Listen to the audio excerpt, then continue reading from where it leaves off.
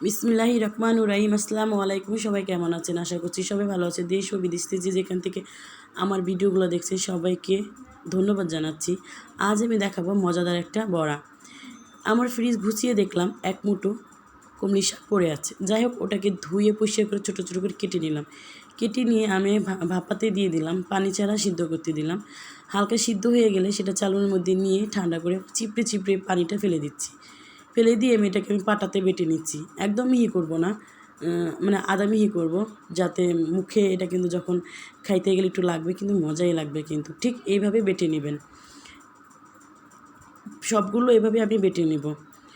আর তাই ফাঁকে এখন ওটাকে সাইড করে তুলে রেখে আমি 2 মুঠো পাওলা চাল, বড়াটা এই জন্যই মজা লাগবে, এইখানে পাওলা চাল নিয়েছি আমি।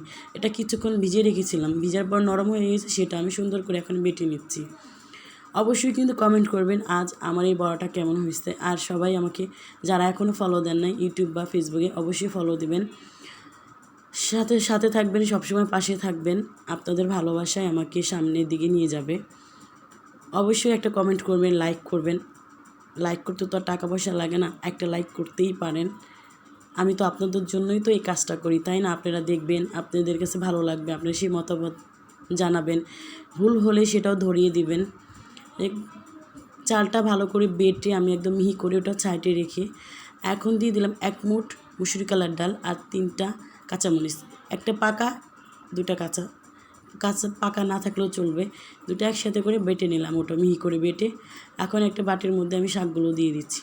দেখেন, যখন রাখতেছিলাম এত সবুজ, এই বড়াটা আমি মাঝে মাঝে আমি বানিয়ে খাই, তো আজকেও দেখলাম ঠিক এই শাকগুলোই রয়ে গেছে। তা আপনাদের জন্য এটা একটু সামনে নিয়ে আসলাম যে এইভাবে যারা যারা পছন্দ করেন ঠিক এইভাবে খেতে পারেন বানিয়ে।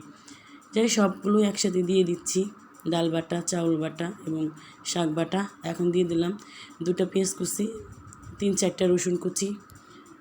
ঘরে হাতে কাছে থাকার কিছু উপকরণ দিয়ে কিন্তু মজাদার খাবার বানিয়ে নেওয়া যায়। এখন কাঁচামরিচ কিছুটা আমি টুকরো করে দিয়ে দেবো, 3টা তো দিয়েছি। তারপর দিয়ে দিলাম 1 চামচ হলুদের গুঁড়া, তারপর দিয়ে দিলাম 1 চামচ লবণ, দিয়ে ভালো করে এখন আমি মাখিয়ে নেব।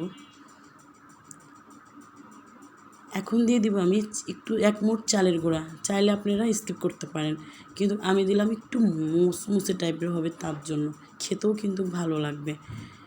একদম সবগুলো একসাথে মাখিয়ে নেব, যাতে সবগুলোর সাথে সব কিছু মিশে যায়। এই দেখেন হয়ে গেছে আমার মাখানোটা। এখন একটা কড়াইয়ে আমি পরিমাণ মতো, এটা তো অত বেশি তেল দেওয়ার কোনো প্রয়োজন নেই, যতটুকু দরকার ততটুকুই দিয়ে আমি সুন্দর করে গোল গোল করে একটা শেপ দিয়ে এখানে দিয়ে দিচ্ছি। যখন দেখবেন মেহমান আসলে, অনেক মেহমানই কিন্তু এরকম কিছু খাবার আইটেম পছন্দ করে, যদি হাতের কাছে থাকে অবশ্যই কিন্তু মেহমানকে বানিয়ে খাওয়াবেন, সেটা কি প্রশংসা একদম ভরিয়ে দিবে আপনাকে।